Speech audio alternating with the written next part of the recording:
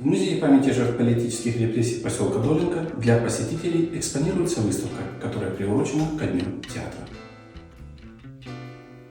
Театрализованные выступления в карагандинском лагере ОГПУ проходили на подмостках клуба имени Кирова, который был открыт в поселке Долинка согласно внутрилагерной газеты «Путевка» 28 декабря 1934 года.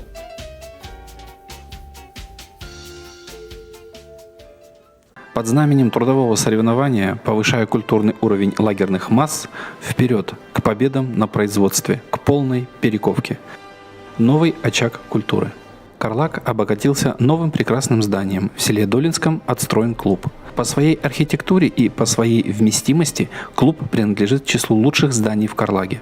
Зрительный зал клуба рассчитан на 518 мест. Из них 418 мест в партере и 100 мест на балконе. Площадь сцены 12,2 на 10,2 метра. В верхнем этаже клуба расположены 2 комнаты для кружковых занятий, читальный зал и библиотека. В первом этаже расположены фойе, буфетная комната, студия и курительная комната. В этом же этаже размещены артистические уборные. Для кинопостановок устроена кинобудка, рассчитанная на одновременную установку 2 киноаппаратов. Предполагается устройство открытого балкона по фасаду клуба.